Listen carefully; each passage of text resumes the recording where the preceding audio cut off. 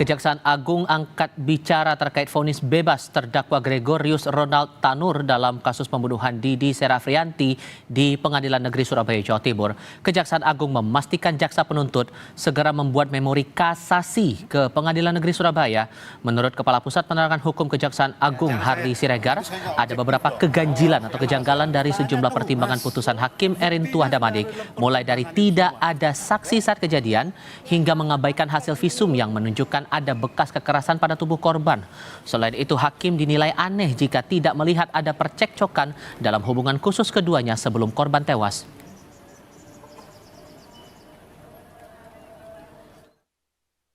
Memerintahkan terdakwa dibebaskan dari tahanan segera setelah putusan ini diucapkan, memulihkan hak terdakwa dalam kemampuan perlindungan dan hak serta martabatnya.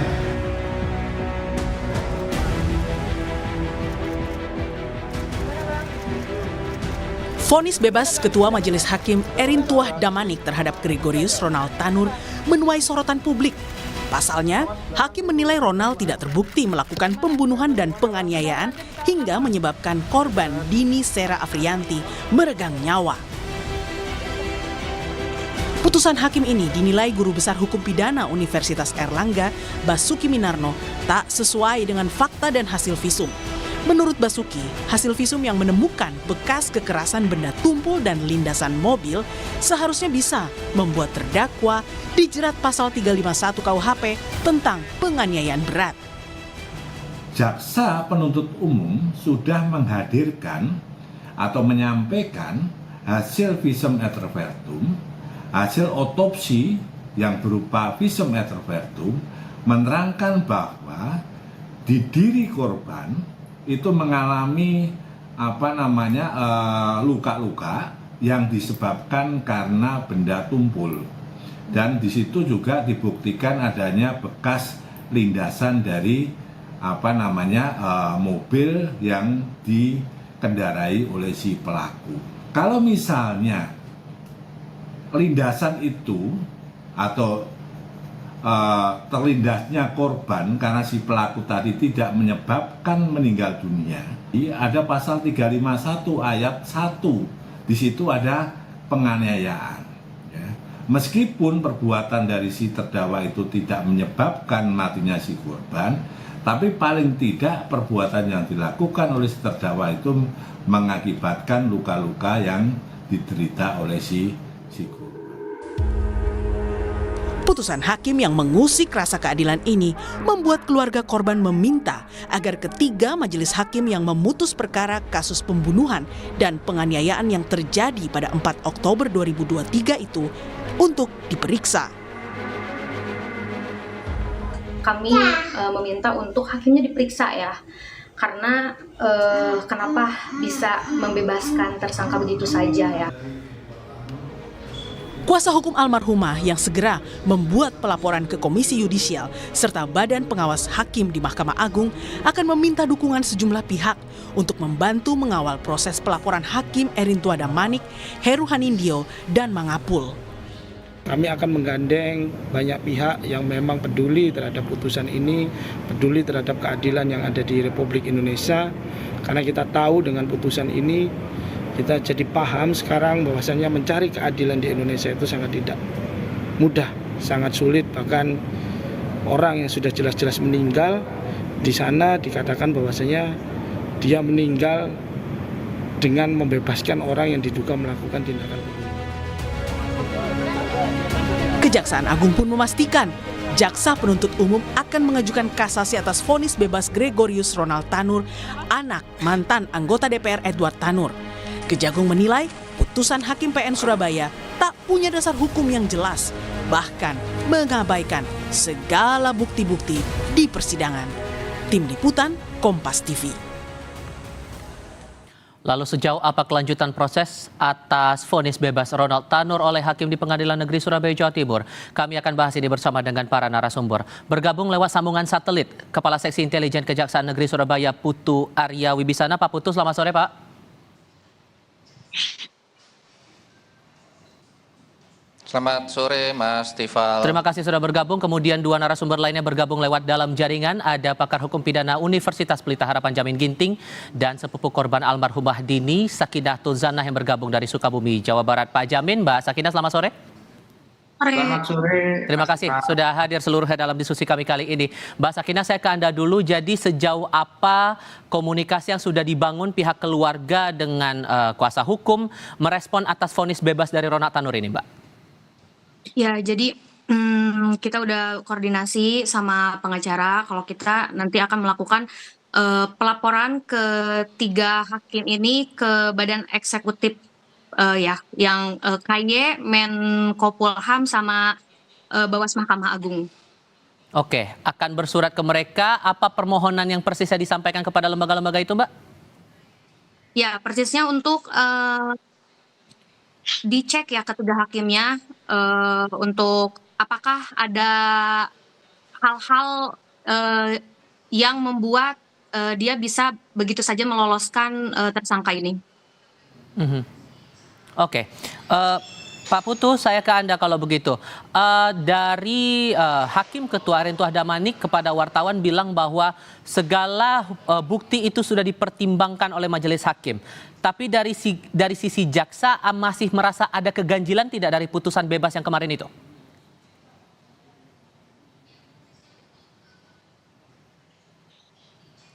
Ya, terima kasih untuk pertanyaannya Mas Tifal. Dari yang disampaikan oleh hakim itu sudah kami lakukan pelajari, namun untuk salinan putusannya nanti juga kami tunggu. Terkait pertimbangan majelis hakim, kami ada 2 hal yang membuat kenapa putusan dari Majelis Hakim Pengadilan Negeri Surabaya ini menjatuhkan hukuman terhadap terdakwa ini membebaskan dari segala pasal yang telah kami lapis di dalam tuntutan. Yaitu yang pertama adalah pertimbangannya itu mengenai tidak ada satupun saksi yang mengetahui tentang akibat dari kematian dari korban Dini ini. Nah, kemudian yang kedua adalah akibat dari kematian korban ini adalah adanya alkohol yang masuk ke dalam lambung si korban. Nah, terhadap 2 pertimbangan ini sesuai dengan persesuaian dari para saksi maupun alat bukti yang sudah kami sampaikan di persidangan itu, kami menyatakan di sini bahwa itu sudah ada persesuaian antara fakta di persidangan yang telah kami sampaikan. Itu adalah juga didukung oleh ada petunjuk atau alat bukti lain, yaitu seperti adanya visum et repertum yang menyatakan bahwa memang terdakwa ini ada luka yang disebabkan oleh benda tumpul dan juga adanya bekas di tubuh korban dari hasil autopsi itu bekas lindasan dari ban kendaraan atau mobil. Motifnya adalah seperti kendaraan, jadi ban itu sudah ada di tubuh korban ditemukan. Nah, kemudian juga dari situ juga kami sudah menghadirkan bukti berupa video atau CCTV yang di situ juga sudah kami tayangkan di dalam persidangan yang menampilkan di situ pada saat tersangka berdua dengan korban itu melakukan percekcokan pada awalnya. Setelah mereka berdua di tempat hiburan itu, kemudian terjadilah di lokasi parkir itu mereka akhirnya terdapat peristiwa mengakibatkan kematian dari korban Dini. Seperti itu, Mas Tial. Oke, itu Mas dari Tifal. segi jaksanya. Saya coba ke Pak Jamin kalau begitu. Dari jaksa merasa bahwa bukti-bukti sudah kuat, sudah cukup, tapi mengapa kemudian terdakwa ini masih bisa bebas dari segala tuntutan? Apakah Anda menangkap ada ketidakcermatan juga dari jaksa dalam menyusun tuntutan?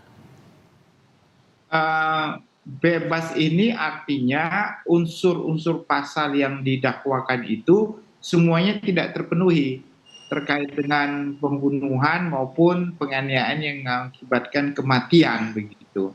Nah, untuk bisa menyatakan seseorang telah melakukan suatu perbuatan pidana berdasarkan bukti yang sah, ya, sesuai dengan ketentuan 184 itu, maka kalau saya lihat tadi, itu ada bukti yang mengarah kepada pelaku sebagai hubungan kausalitas, ya, antara orang mati dengan pelaku tindak pidana. Hubungan kausalitas itu sebenarnya harus menjadi keyakinan bahwasannya berdasarkan tempus waktu terjadinya tindak pidana itu tidak ada orang lain selain daripada pelaku, ya, berarti, dan juga lokus deliktinya selalu ada dengan pelaku.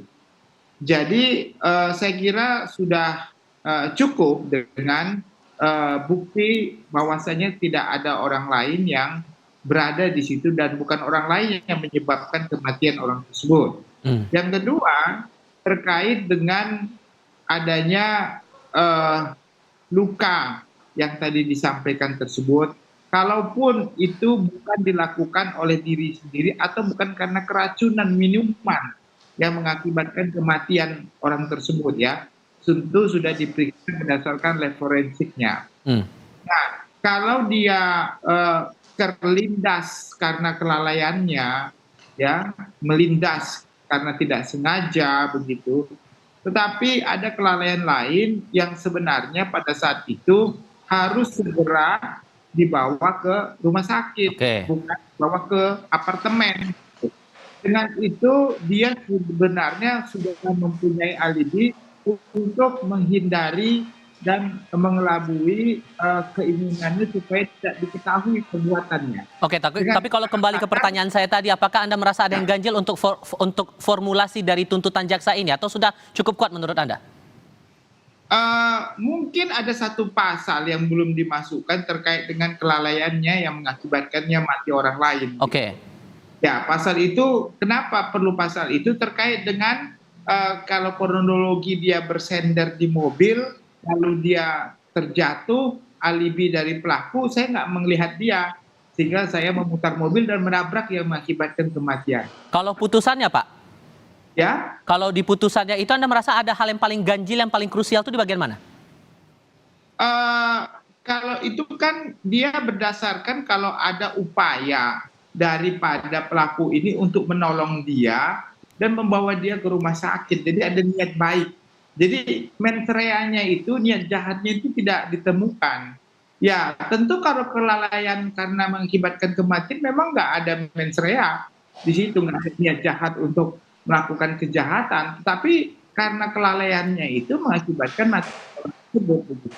Oke. Nah, itu yang sebenarnya saya bilang pasal itu kan tidak dimasukkan kan dalam konteks ini. Hanya pasal pembunuhan, 338 harus punya niat untuk membunuh. Kalau 351 terkait dengan penganiayaan mengakibatkan kematian juga harus punya niat. Tapi kalau alibinya karena kelalaiannya mengakibatkan orang lain mati, itu juga bisa menjadi pasal pelapis sebenarnya. Tapi saya kira dengan keadaan penganiayaan yang dia menghindar, ya, untuk bisa melaporkan atau membawa ke rumah sakit, sebenarnya dengan pertengkaran dari awal dia sudah punya niat untuk mencelakakan orang ini, begitu. Jadi lebih cenderungnya ke 351 paling mendekati, ya. Tapi sebenarnya lebih baik kalau ada pasal kelalaiannya mengakibatkan kematian bagi orang lain.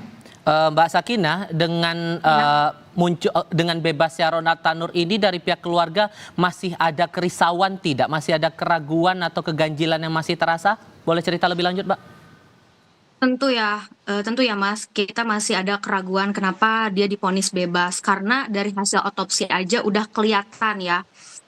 Terus dari hasil otopsi kan hakim pun memutuskan bahwa katanya berakibat dari penyakit lambungnya karena dia meminum alkohol. Tapi setelah otopsi selesai, saya tanya sendiri ke dokter apakah ini meninggalnya karena lambung, dan dokter bilang bukan karena lambung gitu ya. Terus memang dokter sendiri bilang kadar alkohol yang ada di badan almarhum pun tidak terlalu banyak, masih di tahap normal seperti itu. Dan juga kalau dari otopsi kan di kepala ada benturan, itu juga udah kelihatan gitu. Jadi memang menurut saya bukti-buktinya udah cukup lengkap karena ada hasil otopsi, terus di rekonstruksi juga memang ada pemukulan seperti itu. Jadi memang ketika hakim memutuskan untuk bebas, saya juga bingung kenapa? Karena bukti-buktinya yang menurut saya cukup kuat. Oke. Pak Putu, dengan rencana untuk mengajukan kasasi ini, apakah ada formulasi baru yang bakal dilakukan jaksa untuk formula kasasi yang akan disampaikan, dan mungkinkah ada bukti baru juga yang akan dicantumkan dalam nota kasasi nanti?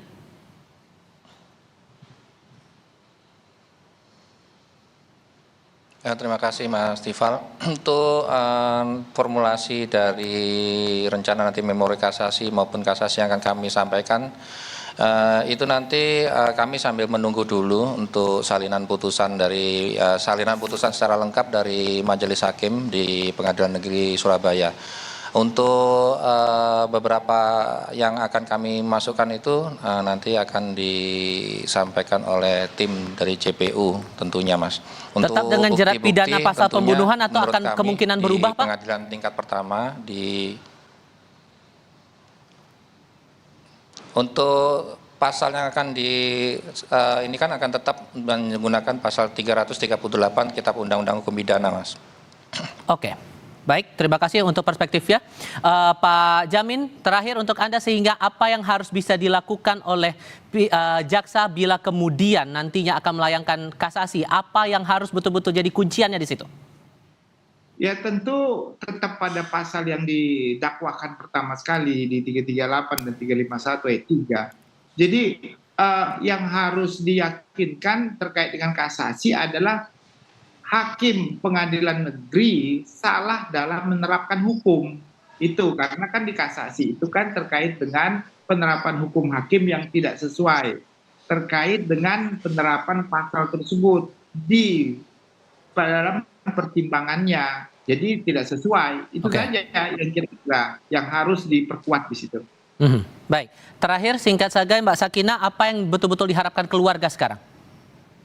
Iya, harapan keluarga kepada DPR RI dan Badan Eksekutif, Komisi Yudisial, Menko Polham, sama Bawas Mahkamah Agung, semoga bisa memperhatikan dan mengatensi kasus ini sehingga keadilan bagi almarhum bisa tercapai dan anak almarhum bisa mendapatkan perlindungan dan haknya. Yang kedua, semoga DPR memberikan teguran dan rekomendasi sanksi seberat-beratnya bagi 3 hakim yang ada di Surabaya. Terus yang ketiga, agar meningkatkan pengawasan terhadap perkara-perkara yang ada di pengadilan agar setiap putusannya adil terhadap rakyat kecil. Dan kami juga berharap semoga bisa bertemu dengan Presiden Republik Indonesia untuk menyampaikan keluh kesah kami kepada Presiden agar bisa memperbaiki sistem hukum yang ada di Indonesia sehingga dapat melindungi rakyat kecil. Baik, terima kasih banyak Mbak Sakinah, Pak Jamin, Pak Putu, terima kasih sudah berdiskusi bersama kami. Selamat sore semuanya.